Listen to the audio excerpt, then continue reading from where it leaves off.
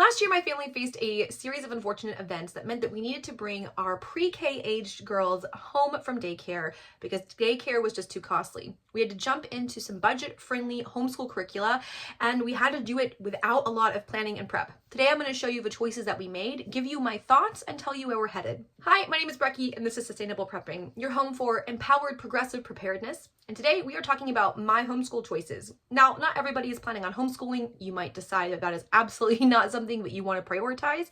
However, another pandoozle is possible. Avian flu is literally waiting in the wings, pun intended, could cause another major situation that could impact K-12 schooling.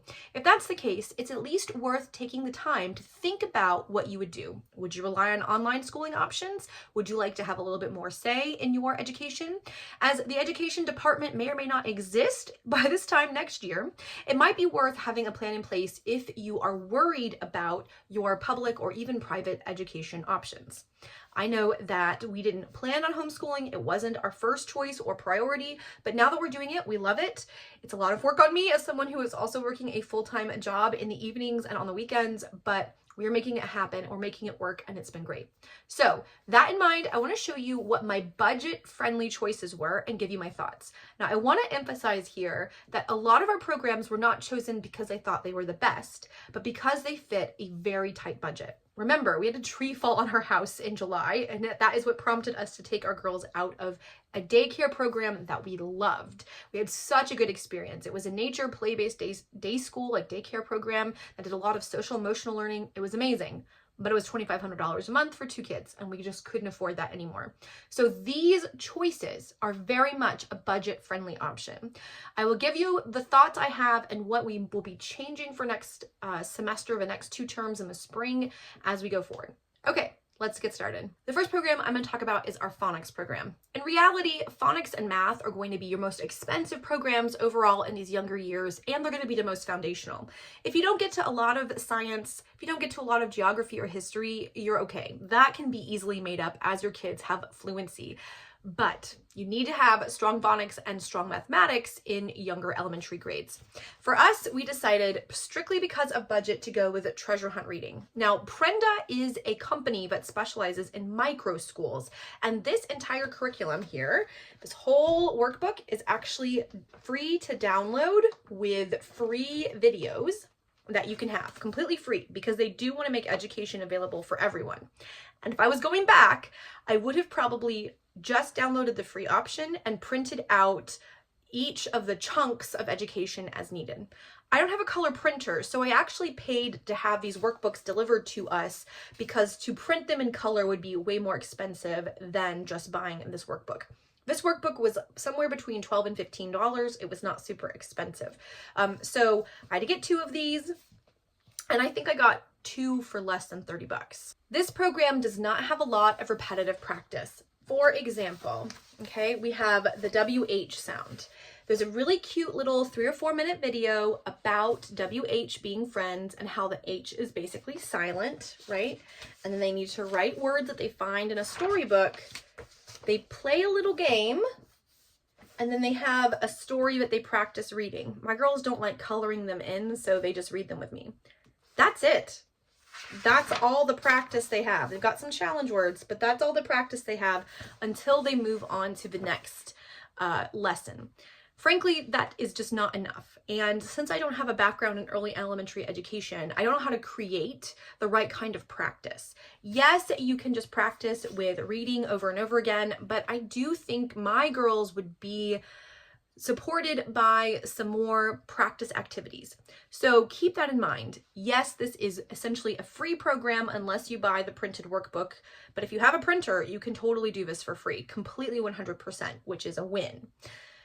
But after you get through those first initial blend sounds, we were doing great until about the TH sound, the second set of sight words. Once we got to that second set of sight words, I was noticing that the girls just weren't remembering blend sounds when we would practice them, and we weren't doing enough practice because I didn't know how, I don't have worksheets, I don't have review pieces, and it's a mastery-based program. So I want you to keep that in mind. If your budget is super tight and you want a good base, the first journey is awesome. 100% would recommend, like totally amazing.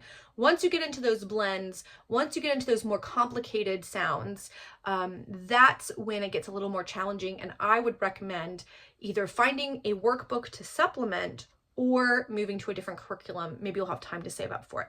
So that is our phonics for now.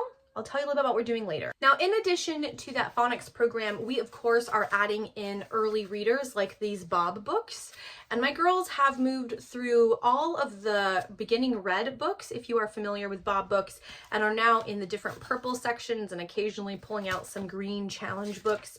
But Bob books are just really simple CVC, simple pictures, a lot of CVC words. These have a couple of sight words that they're practicing, and the girls read these. So our goal is at least twice, if not 3 times a week, they're sitting down and reading one of these little books to my husband and I, and then we are doing one of the blend phonics sounds a week, and then as much practice as we can add in. That is often I will show you, taking one of these challenge words, writing it out on a whiteboard, and then having them decode it. That's one of the things we do to practice. But for example, this is actually a really, really good example. The lesson we did today was the oo sound, the double O, but instead of like, the whole lesson was that there's 3 different sounds: boot, foot, door, and then they had to find it in a book. So we got out a Jack and Annie Magic Treehouse book and looked at it. But then the only other practice is this, and that's it for that entire sound. It's just not enough. So like I said, we're going to be doing something different, and I'll talk about that in a minute. Our other core to our homeschool is math, and my husband's father is a math genius, and he helped me pick out a math program. Now, I do really like this, and it is budget friendly. In fact, this was the cheapest of the 3 programs we were looking at. We were looking at Singapore Math, we were looking at Math UC, and we were looking at the one we chose, which is Math with Confidence. This is through the Well-Trained Mind. This is a very play-based math program, and it's this is the teacher's guide, and we have really enjoyed how it comes together. This teaches you everything. This shows you exactly what you need to do as the parent teacher to say and to set up the lessons, and then you purchase the workbook. The workbook is really secondary. If you really were on a budget, you could live without it, but you just have this workbook, and you do little practices at the end of every lesson. We really enjoyed this. My only, kind of comment is that it's a lot of setup because it is very much interactive. It's not workbook based, worth thinking about. But we've really enjoyed this for kindergarten. It's teaching everything on a 10 frame, which I think is kind of the new way of teaching mathematics, is using the 10 frame. I will show you a 10 frame.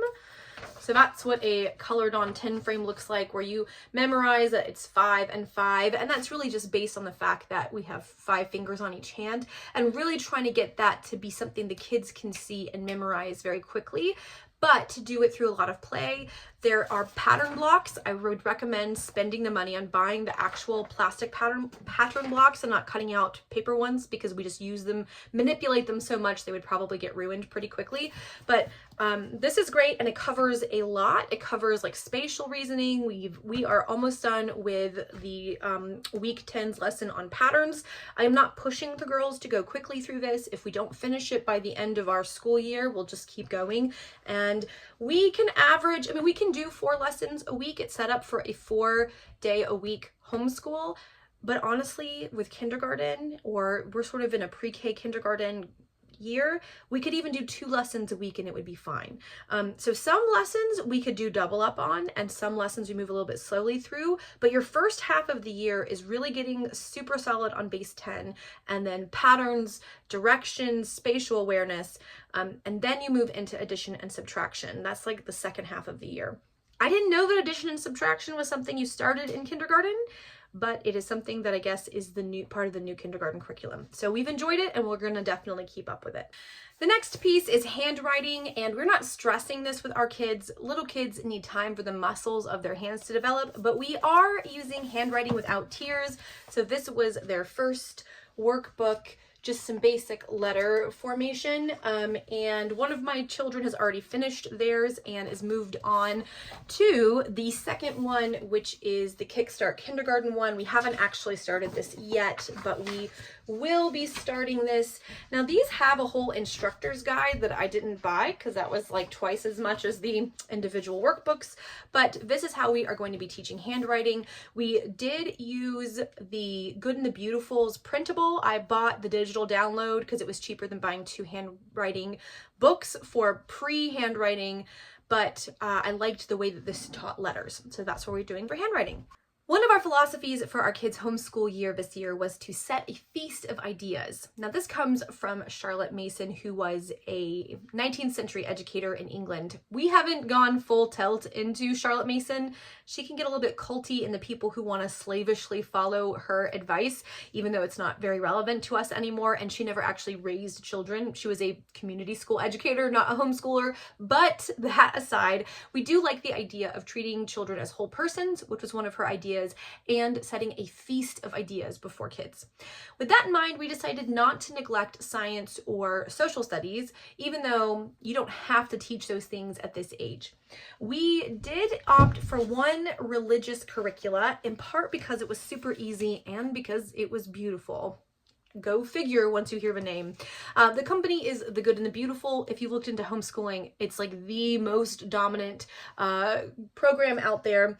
And we decided to use their 2 Little Hearts and Little Hands curriculum, The Wind and the Waves. This is the parent guide, and look at that. Isn't that beautiful? It really is beautiful. This is about climate. Ooh, that was our bookmark because we're going to be doing floods tomorrow. But has the water cycle. This particular curriculum has an audio component. You listen to an audiobook story for about half of the lessons. The other half of the lessons, you get this big science book. And again, this is teaching the water cycle. It's very beautifully illustrated. It is all illustrated. There are no real life pictures, which sometimes seems silly when you're talking about trees and plants and things, but it's lovely. It's also very diverse. There are people of color. There are people with different disabilities represented. And I find that really lovely to have the diversity here. So the first, our sort of fall and into early winter curriculum is going to be Wind and Waves, and this will end with several lessons on the ocean. And then our early fall and then spring curriculum, we're sort of bookending the year, is the Fields and Flowers from Little Hearts and Little Hands. Again, we decided to do 2 curriculum to cover a bunch of different bases. So Field and Flowers is exactly what it sounds like. It starts with lessons on trees, and this one has a video component to it, but we did the trees in the fall, so different things on bark and such. And then it moves into plants, and it moves into bugs and seeds and wildflowers, which I thought would be better for spring. So you have this component, which is the parent's guide. And just like the last one, it has the big book of science stories. Again, this is going to have stories on trees, on mushrooms and the spores of a mushroom. We got really into mushrooms, desert plants, wiggly worms, all kinds of different things in here. These, I believe, are about 35 to 40-ish a piece, so not super cheap, but definitely an affordable price if you price compare other science curriculums. They are beautiful and they're open and go. You don't have to do any prep. Now you can choose to do some of the experiments, but between the book and the video or audio components, you don't actually have to do anything else, which when you are a busy parent is super helpful, especially if you're like a first-time homeschooling parent like we are. Our final piece is sort of social studies. We decided not to do history. We thought that might be a little bit too much for a 5-year-old. So we decided to do world geography, and we used the Around the World Through Picture Book Study with Build Your Library. Build Your Library is Charlotte Mason inspired, for those of you who care, but it is a digital download. You buy it, I think it was about $20, and it has all 7 continents, and then a reading list. So it has your book list, and then it has a reading plan. I'll find it like this. And it will just tell you what you're supposed to be reading every week. Now, this also has a science component that is an animal study from each of the continents that you're visiting. If you wanted to just do this, you wouldn't need to buy a separate science component. You could do this for your science, for your geography, for your literature, because it has literature books that you could be reading and questions you can be asking your kindergartner. And then all you would need is a phonics program and a math program. So you could just buy this, math, and phonics, and that would set you. We decided not to do the animal component, in part because my kids don't love animals the way that a lot of kids do. Like, that's just not their interest. There's also a whole poetry component in here, and while we have the poetry book, we haven't been doing the weekly poetry readings. I've been saving poetry readings and doing them about once a month in a poetry tea time kind of program. I've liked this so far. It's a great spine. I would recommend getting the Touring the World from Homeschool Together podcast, where you can purchase these, and it's a pay what you want kind of situation, and it is each continent gets their recommendations for picture books, videos, games, food recipes to try. So if you're going to do this one, I would get the supplementary pieces that come from the Homeschool Together podcast. But we've enjoyed this. Now, one of the other things that we are choosing to do is not to go in order. She has an order that she's created. We're doing what we want. So we started with North America, and we did learn the continents with a song at the beginning of the year. That was their first memory piece. But after that, we didn't do South America, which comes next. We decided to hop over and do Europe because my husband and sons are going to be going to Europe. So we did England, Scotland, so the British Isles. We did England, Scotland, Ireland, and France. And then that got kind of boring after 3 countries. So we've gone to Antarctica for the wintry months. We are going to be doing Asia in January, China, Japan, Korea, and India. I know there's a lot more to Asia than that, but those are the ones we're going to look at, in part because we want to be able to do the Lunar New Year. Then we're going to follow that with Africa in February, and then in February into March, I believe. And then at the end of March, we're going to be doing the 3 countries my husband and sons are going to be visiting in Europe. So they're going to be going to Italy, Austria, and Germany. So we're going to do those, and we're going to throw in Scandinavia because that's where my family is from to finish Europe. Then we will finish the major part of the school year with South America, and if we have time, we'll add in Oceania at the very end, which will be awesome because doing the outback, that's when it's warm outside, will be pretty fun. So we'll be using this as a guide. We're not slavishly following it. We're not using this as though you can't play with it. We're using it as a nice frame, and we are being creative inside it. Now, there are several books she recommends to get for that, but the 2 that we use the most often are the Children's Picture Atlas. This illustrated atlas is awesome, so you can see, and then we just read the country pages or the continent pages as necessary. There is a whole thing here on biomes, and I had planned to do a biome study, but decided not to since we're doing a different science curriculum. So you could, like I said, you could absolutely just buy this curriculum, phonics and math, and have a whole year of kindergarten level stuff like that. So here's Japan. So we love this. We definitely use this as a spine, which is sort of like a textbook. And then The Children Like Me. My kids love this book. We just love to look at the pictures and read about kids from around the world and what they eat and how they live and what they wear and how they say hello. And it's just been awesome. So these are the 2 spines I would say are non-negotiable, at least from my experience. Everything else is fun, but if you have those 2, you can get pretty far. So we have our phonics program, we have our math program, we have our geography/social studies program, and our science program. We are doing handwriting. We're also doing morning virtues, where we've memorized poems or songs throughout the year so far, and we have sight words that we practice. Finally, the next big and most important, in my opinion, component, aside from phonics and math, has been free reading. I read to my kids so much every day. We've read all kinds of things. We're huge fans of Magic Treehouse, so Jack and Annie are our favorites.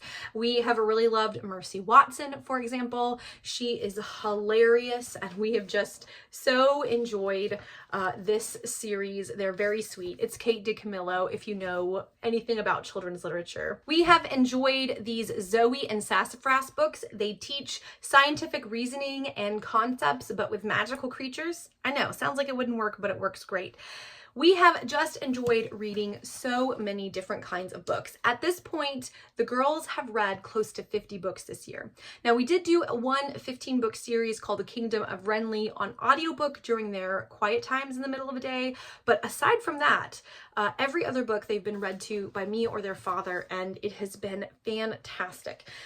Reading out loud is so important. So you could get by, like I said, with some basic phonics and math and reading out loud, and that would be enough, really. It has been a really good first semester so far. And there will be some changes for next year. I told you that we were planning on changing our phonics curriculum.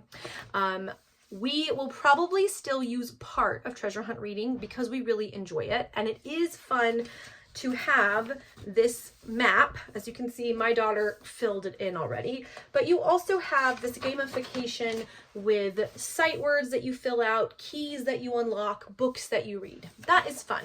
However, they just need more practice. I need more structure. So we will very likely be buying All About Reading level 2, because my girls are already pretty confident. I don't think they need level 1. We'll probably be starting All About Reading level 2 next semester. I'm going to do a bit more research, but that is likely going to be our big change. Everything else is going to stay the same. We are going to add in some Spanish, and I'll talk about that in another video if you want me to.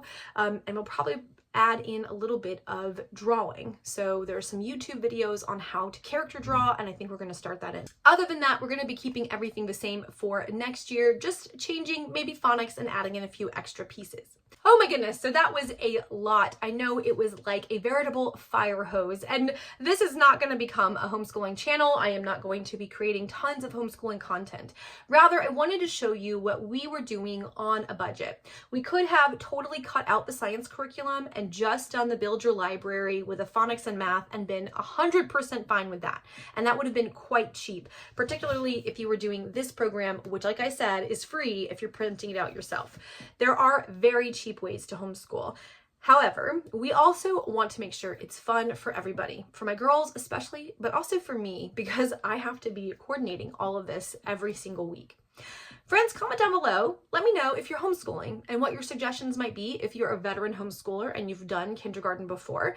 Let me know if you're interested in homeschooling and if this is a conversation you'd like me to continue. I'm happy to give you updates periodically on what we're doing, but like I said, I'm not going to be doing tons of homeschooling content. That's just not my jam. I do think having a plan in place for homeschooling and philosophy that you understand about education in general is helpful. It is an uncertain future that we are facing. The Department of Education could be gone by this time next year. Your state might be completely responsible with no federal compliance about how you school. And the reason we'd established the Department of Education in the first place back in the 70s was because states were doing a poor job. I mean, that's just it. Lots of states were not even attempting to meet the needs of kids with learning disabilities or physical disabilities. There was tons of racism, there was tons of sexism, and the only way to kind of help manage some of that was at a federal level that was able to restrict or grant funding. That could all go away. So, what a brave new world we're moving into. I hope you're all doing well. If you are interested in learning more about preparedness, there'll be a video right here for you. And until the next video, y'all, happy prepping.